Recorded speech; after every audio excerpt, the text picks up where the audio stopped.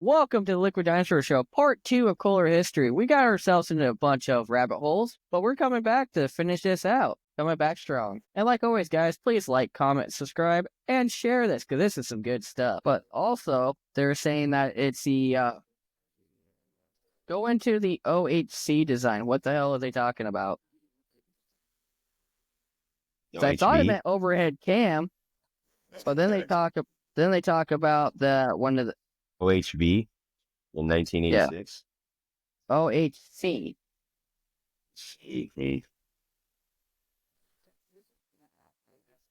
You know Let me what's see if I can find it in my interesting? note. You know what's interesting? I just find it out. What? 1920. He find it out. Kohler started, right? You with me? Kohler. Well, power generation. They started in power generation. Sure. Yeah, true. You know what year Onan started? What? 1920. Onan started in 1920? Yes, sir. But when did Cummins take it over? 86. Ha! I was close. But still, interestingly enough, that span right there, you know. Yeah. Right. Starting at the same time. Yeah. Yeah, but Still it seems both like around. Kohler's got the better, the best. I was like, Onan has, a majority, especially the bigger gas units and stuff like that. They pretty much dominate, and they always have. Like, they've always owned majority, and Kohler's kind of like, obviously not number one compared to them, that's for sure. Yeah, I would say Kohler's the bigger one because they've been doing this. They've been focusing strictly on smaller residential gensets since 1920. It really wasn't until areas of KW, yeah. But it looks like 86 is when they started getting into the big boy market, and because of that, now they got the stadium contracts, the FFA contract. They definitely. But industrial's really where it's at. Yeah, I'll tell you that. Industrial's really where it's at. So Think of the KW. KW, every number at KW means money. Every time, I promise you. The higher the KW, more money. So industrial application is really where it's at. And I'm going to say this the way I am for a reason. So when it comes to mining, I wonder who's got that contract. You would think it would be Cat. I would think so too, but I'm not sure. But I just don't think Cat, and that's a different video too, has got the genset logistics like Kohler does, or even Onan. Not to denigrate anything Kohler did, but then this dude here for Onan built the power plant at Niagara Falls Power and Light at 19 years of age. This is another one of them. Stud. Yeah. No kidding. 19. Well, kind of like what we were talking about with last video. 11 years old, building a steam engine from scratch. He could have just got himself killed. True. But he's over here. I think kids are smarter than we give him credit. I think kids are definitely smarter than we give them credit. I think we hold them back in a lot of realms, for capability. Well, kind of a spoiler for that video. After he built that steam engine for a water pump for his family, he bailed and went to go be a mechanic at 11. Yeah. And then 11, that's insane. Mechanics the first Indy 500. Yep. But I was asking you, Mr. Anonymous Hittenspin. So 86, they also introduced the overhead valve design and hydraulic valve filter. Okay. That's what it says on the website. So you're going to have to explain what that is. I don't know how much I can explain it. Overhead valve, man. I don't know what else you want me on that.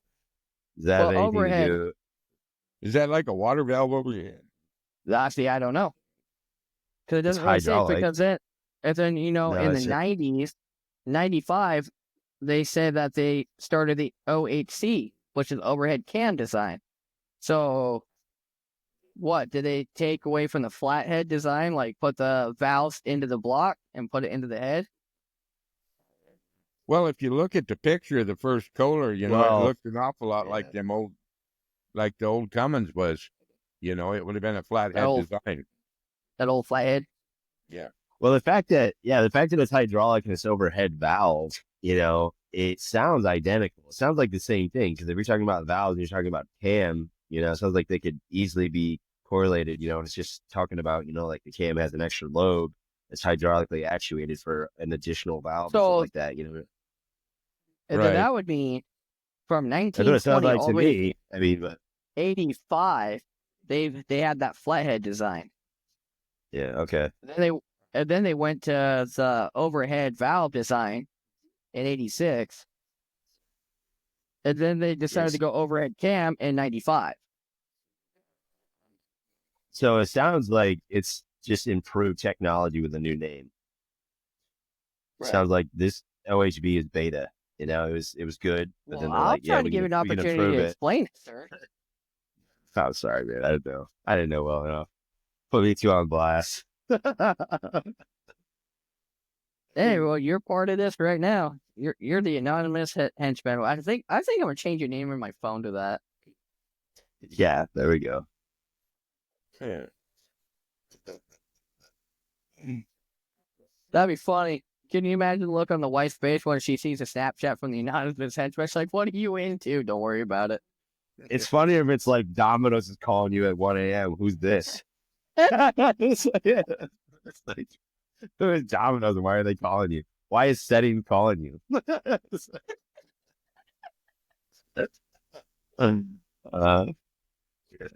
it right. Do it right.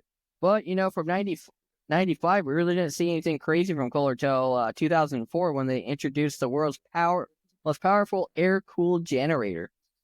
Which, that's all they gave me. But I couldn't find any other specs on it. That's all they said.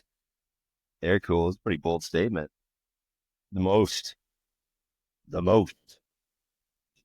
Yeah, but what was it? Are we talking like a 60 kW? We're talking like a 90 kW? We're talking like a 45? What? Yeah, I don't know. I don't know. Doc, you looking it up? What are we digging on? 2004, Kohler's most powerful air-cooled generator. Sorry about that. On 2004. I don't know. What's the oldest gen set you've seen? Was the one on Kohler's? Yeah, it would have been them and Olin would have been about the same looking critter. I got a picture of it. We'll inject in here. Yeah, so Old Golds is kind of that's some of the oldest I've seen at least. And that was actually a cross blend between Onan and Kohler. They actually worked together for a very brief period of time. I couldn't give you the exact numbers, but yeah, we call them Old Golds, and I still see them running around. Like they're still running. The problem is that they're so old that I think they're 80s, mid 80s or something like that, but don't quote me. And what's crazy is that it's not that they don't still work. It's just that they literally cannot get the parts. Like you can't get gaskets for them anymore. I had to just condemn one not too long ago at some high school that was still running from the initial building of the high school. And it had a front main seal that was leaking so bad, you just couldn't run it more than 15 minutes without having to add about a gallon of oil. It was just like, that was the only thing condemning this thing. It was like, if we could get that seal, we could get the head gasket, I was like, I think it'd still be running. But yeah, it was a small period when they worked together. We call them Old Golds because everything on it is sprayed gold. It's pretty cool. Well, in 2004, the air-cooled generator was unfortunately called a Generac. So why is that unfortunate? Well, because we're talking about Kohler. Yeah, the Generac's its own brand. Once again, I don't know when it started, but yeah, Generac's the generator brand. Pretty popular out here. A lot of residential. You can't compete with the residential market. Everyone knows Generac. I don't know. It seems like Kohler's got the dominance in it. It's KW based, man. Because like I'm telling you, industrial wise, I think Onan still owns it. I could be wrong now. At least a few years ago, I think they were still like 60% of all of industrial, which is the bigger stuff where most of the money is. And then I think either Cat or Kohler. Maybe Kohler was third or something like that, or Cat's been bigger. But that's why I think Cat is in mines. That'd make more sense because they're more heavy equipment and stuff like that. And they but see, the reason why I'm asking that question is between 2006 2010, Kohler got the top consumer Best Buy, the Builder Products Top 50, Building Builder Magazine's Top 50, and Top Residential Award. I mean, yeah, dude. I mean, probably is fluctuating back and forth. But again, I think it's so KW based. Like if it's, it's like, what is this award for? It does say industry, several industry accolades. Okay. But then, in 2009, Kohler launched their online remote generator monitoring system. Yeah. And that was on cue. And I don't think Onan or even on cue still around. Yeah. I don't think they have that. But then, from 2009, we didn't see anything else until 2017. Is when they got the Fiverr Forum basketball and entertainment venue in Milwaukee. Probably butchered the ever-living hell out of that name, but I'm not the greatest with names. Well, I'll tell you this much. Kohler's main place it's in Sheboygan. That's where their manufacturing company is. It's out of Sheboygan, Wisconsin. So totally makes sense that they would be winning in their own territory. I don't know when they built one of the main manufacturing companies, but the big one here that's near me is Sheboygan, Wisconsin. So I don't know when it was built, but yeah. Well, it makes sense. They bought the family foundry in Sheboygan in 1873, so that's probably the original plant. Yeah, it would make sense. Because I mean that's their main thing, man. I mean that's where everything was pretty much coming out of. They had like test cells for all kinds of stuff. Like back in the day, they used to do a lot of the testing stuff for Kohler stuff, and now they're kind of transitioning. And then they're even a new company now, which we could get into a little bit. I guess I'll do a little foreshadowing. Is Kohler no longer is Kohler anymore as far as power generation. We talk about that. They still have products that are Kohler, but the power generation section has been bought out and it became like an anagram. Now it's called Relco. But yeah, still Kohler product, but it has changed hands. It happened when the son stepped in and the dad died. That was one of the first things he did. He sold off that section. Yeah. Yeah. So in 2020, they celebrated 100 years. And then they started introducing new technology. And the only thing I could find for new technology is when they're talking about going from engine-style gensets to fully electric batteries and all that other crap, like APU units. Yeah. Which kind of defeats the purpose of a standby generator. Well, I don't know what technology I guess they're referring to with a jump like that. And I can tell you some of what the newer stuff is. I guess if you had direct questions and stuff, but from research, basically what they're saying is it's like an electric motor now. It's fully battery operated. I would say operated by a battery maybe to start it, and then maintain power. It runs off a 12-volt battery system or a 24, depending on what you're dealing with, sometimes, you're dealing with a lot of batteries, like batteries as big as like 8Ds, like 4 of them in a unit, stuff like that to start, or even more, to start units like that. It's like, what do you mean by battery operated? Yeah, they need a battery to operate. I can tell you that. Yeah, they have to have them. Non-combustion engine. We're talking full electric motor, kind of like the Teslas. No. I haven't seen anything like that. I didn't think so, but that's what the research indicated. But I got that from Reddit. Maybe that's what's coming. I highly doubt it. That defeats the whole purpose of a standby generator. Yeah, what I struggle with is there is a lot of reasons that people would sell an idea that is capable of creating power from nothing, but there's always sacrifice when it comes to making something, and that's where like fuel and diesel comes in. Like you're sacrificing, that engine making that power and that's where a lot of the consuming, and wear and tear happens through the engine that propels it. You got to have a prime mover. Something's got to move it. You can do like waterfalls, stuff like that for free power, but the battery to your laptop, produce power, that's hard to sell. Look into and see if Kohler has anything to do with the electric vehicle charging stations. So they own the yeah, I guarantee you they have diesel units stationed in the middle of deserts powering those things. That's what it is. Yeah, I know they do. But I'm curious if Kohler's got some skin in that game. I know Cummins does, and I know Cat does, but it's all territory based. And if Kohler, I bet it's bad. If Kohler's got the Wisconsin territory, it would not surprise me if they don't have any generators. Dude, Kohler runs Wisconsin, that's for sure. I mean, they have a whole city, and they've done a lot of money around there. Dude. I mean, like if Kohler went down, the whole state would probably plummet, financially. Like they do a lot of jobs. Like they're a big, part of that like basically the financial system there. They're huge to it. They fund a lot of stuff. It's huge. Anytime you go to Wisconsin, everybody knows Kohler. Well, I'm also finding out that, and this is just while you guys were carrying on there, that they also, Kohler and Olin, and I didn't focus on Olin, but it showed that all of them were also involved in marine engines, like outboards and stuff. What surprised me? Kohler used to spray paint their marine engines white, and they had little white generators, stuff like that. They deal with.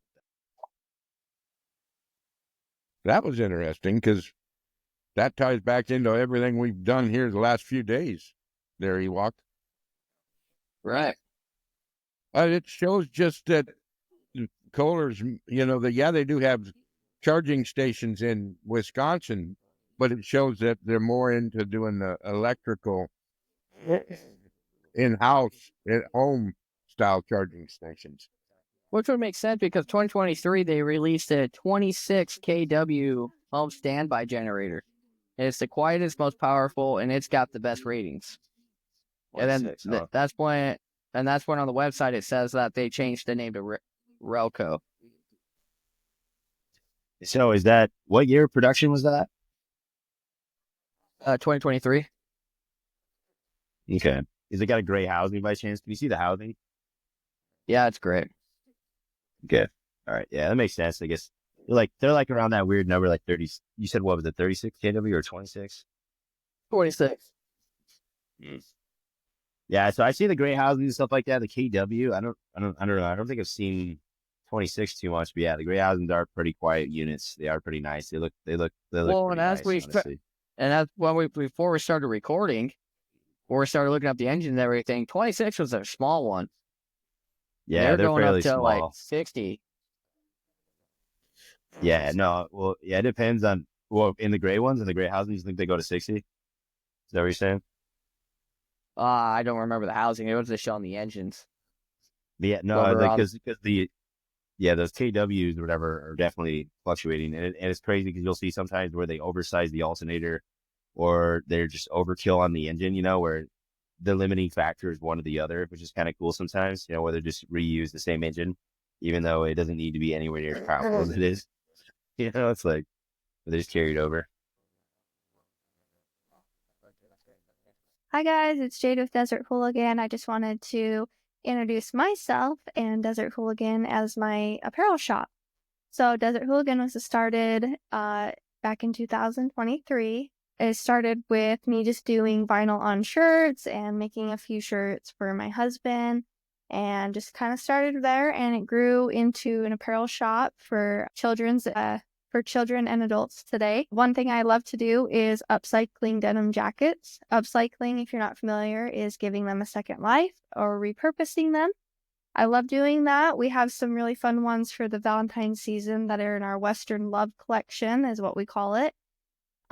So right here we have a really beautiful like chili pepper kind of design. It's got like some fun fringe and a little chili pepper down the side. This one I believe is a 2T paired with a cute little tulle skirt and of course a little cowboy hat.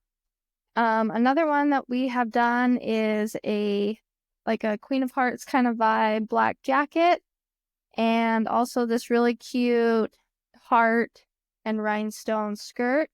And then on the back, we have a really cute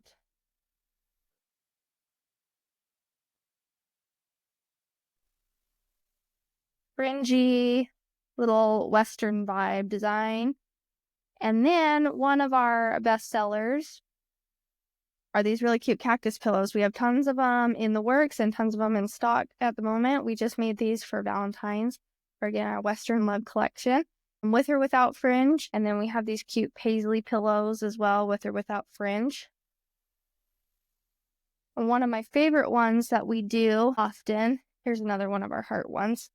Another pillow style that we do, we're trying to incorporate bigger styles with these instead of just like these little smaller like toss pillows, is our gemstone pillows and our little gemmy pillows. Originally, we did like the Arizona gemstone pillows, which were really fun. There was turquoise, amethyst, there was peridot, opal, tons of really fun ones. And we have some bigger designs coming your way soon. Desert Hooligan is available on Etsy. We have exclusive designs and Screws and Sparkles, which is downtown Buckeye, Arizona. They have some available options online, but honestly, if you're in the area, it's better to go check it out in store. So again, check it out in Buckeye, Arizona. I also have Instagram and Facebook if you want to check us out there. I have tons of new things coming our way that I've announced and I will announce again. Right now, our collection is Western Love, and we do custom designs all the time. I still work with t-shirts and tons of other things like home decor.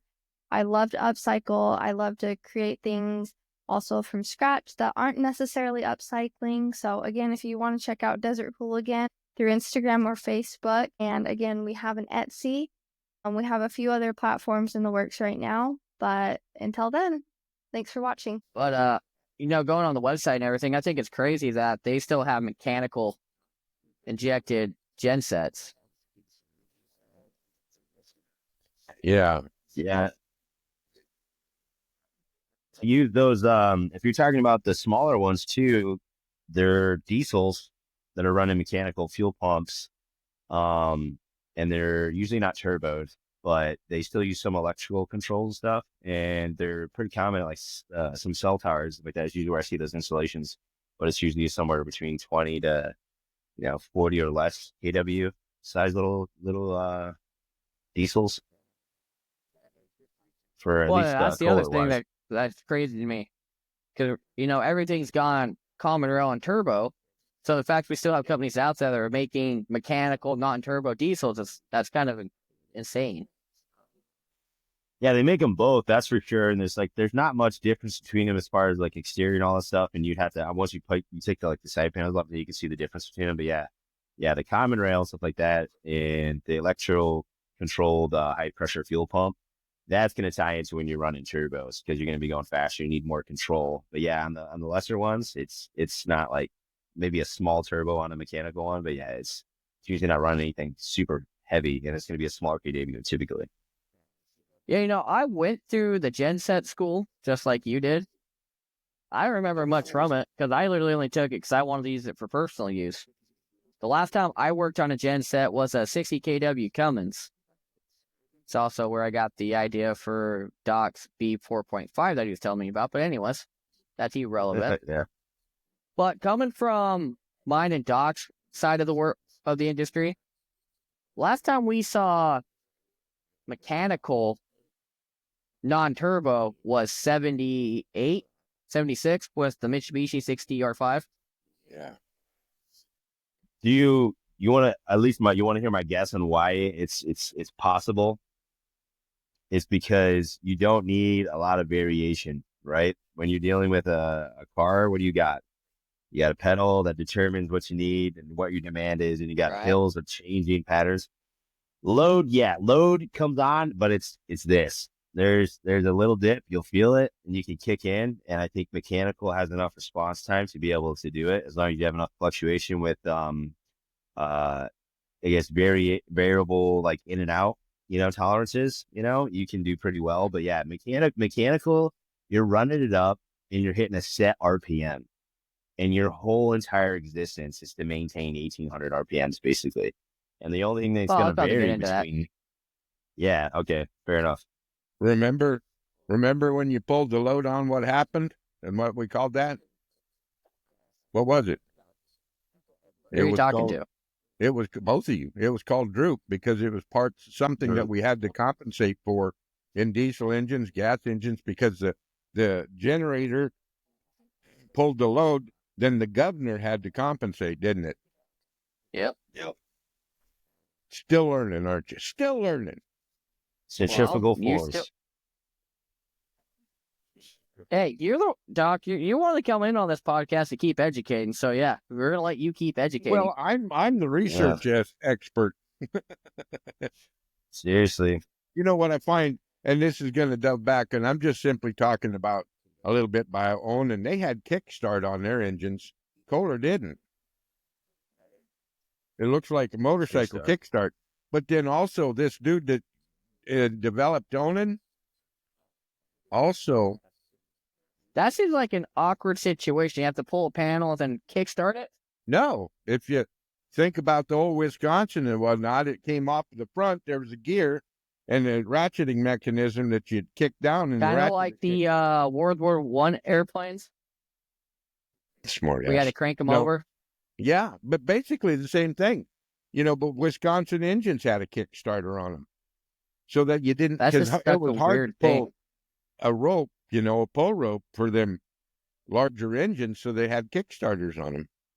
But this dude from Onan also invented this breakfast cereal called Wheaties. I'm serious. These guys were into everything. That's pretty cool correlation. Okay. And then Kohler only built the toilet for everybody, you know.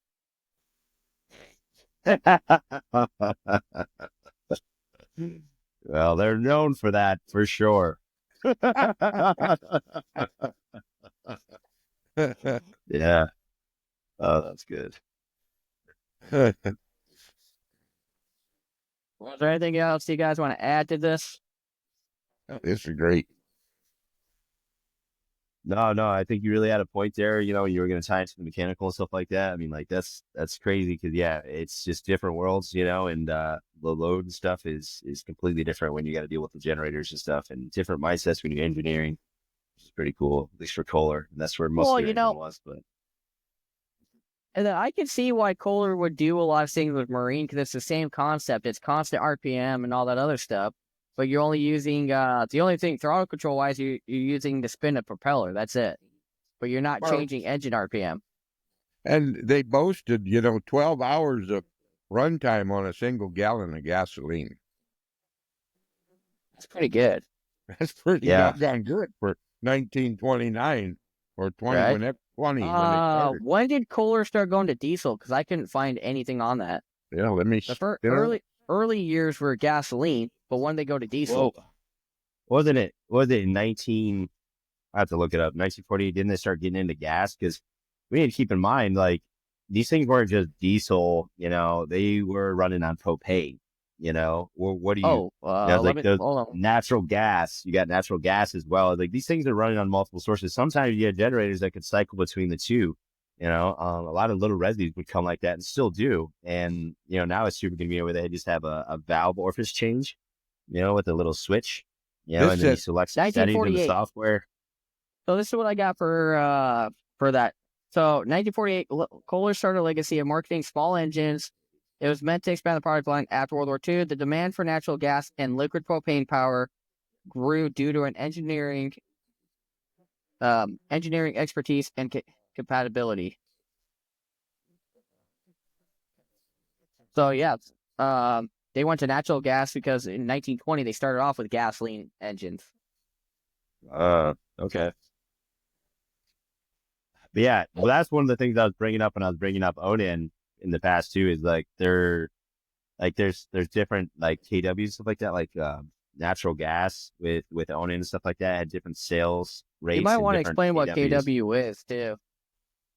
Yeah, the kilowatt, basically work, ability to do work. So like when most things have to be used to perform an action of work, it's going to require so much power, so much, that's where electricity would come in to be able to fuel that and produce that work. And it's basically a rating for what its demand is going to be. Right. Yeah, because we're going to get a lot of people that aren't going to know what we're talking about. True. So we're going to want to be better about explaining it. Me and Doc struggle with that still. Yeah, I guess it deals with the model, KW, it would be a model reference to the size of whatever the generator is.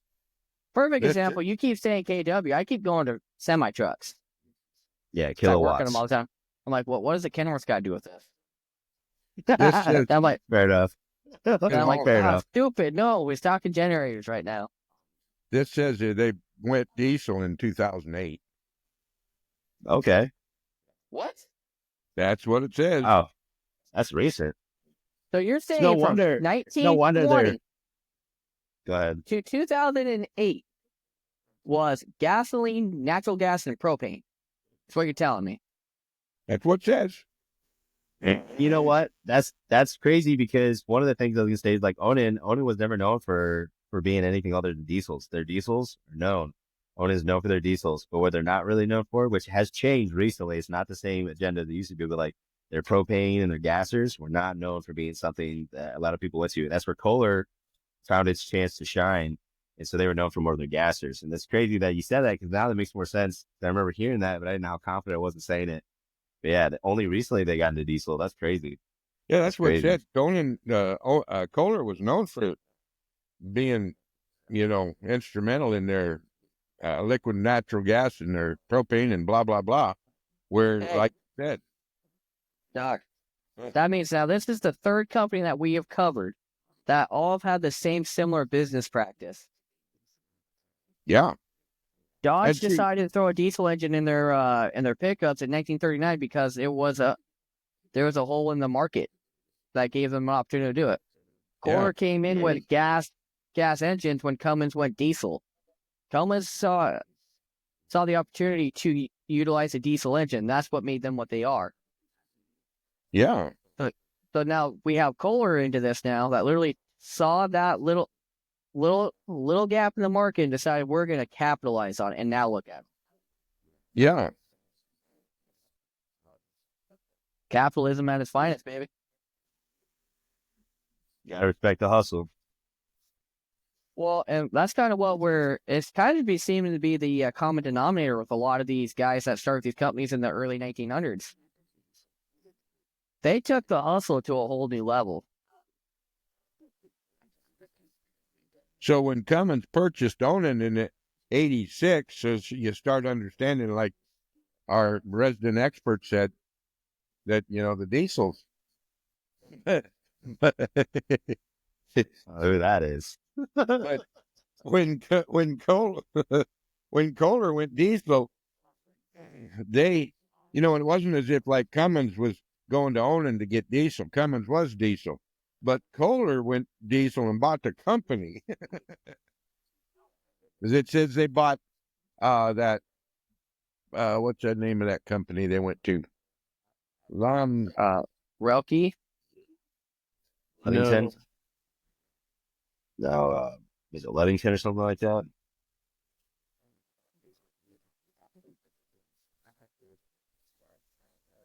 It's a name, somebody's last name. You're talking about the small diesels. Yeah, Lambanuti or something like that. Oh, yeah. That doesn't sound right, but it definitely starts with an L. That's what I can confirm. Oh, you say that I go to Linguini. I don't know why. I guess I got Ratatouille stuck in my head. Lumbridge.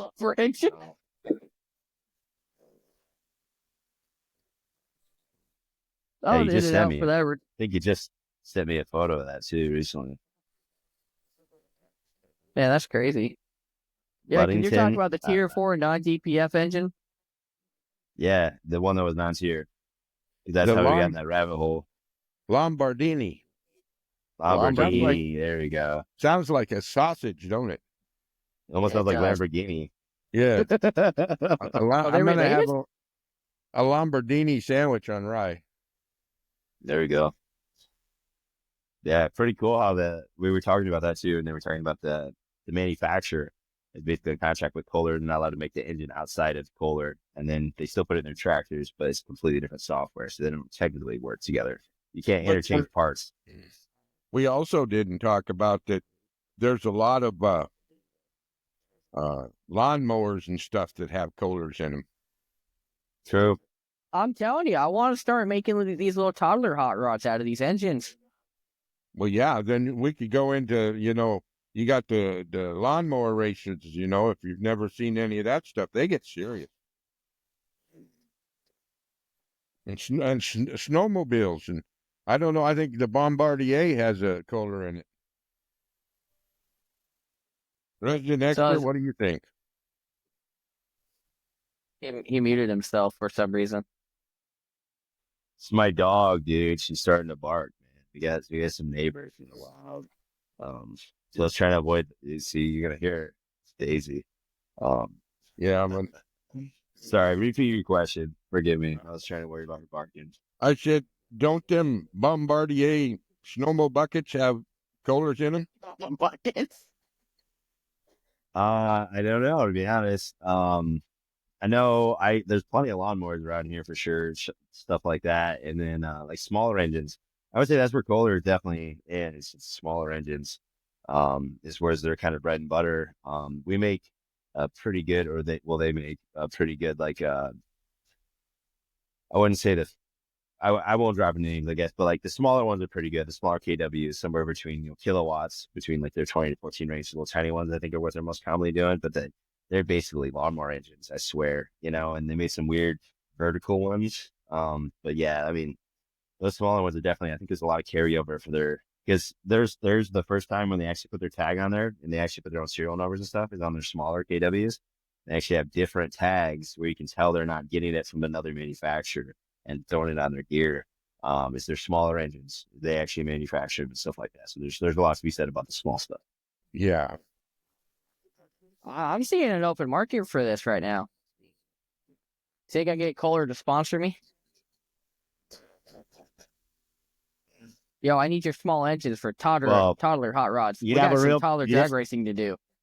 You'd have some real problems trying to reach out to them, call them Kohler. It's Relco. You you're gonna reach out to me. It's gonna be Relco. Ewok small enough they could power a skateboard for her. Well, that's what I'm saying. I'll send you because I actually found it. I'll send it to both of you. Yeah, but we want to make toddler hot rods out of these things and like put a turbo on them and start doing toddler drag racing. I think it'd be pretty cool. The lightest all I gotta frame do you is send can an build. email, be like, hey. The lightest frame you can build. Like, look, this is what we want to do. We need a Roku banner. Hook us up, and we'll take care of you too.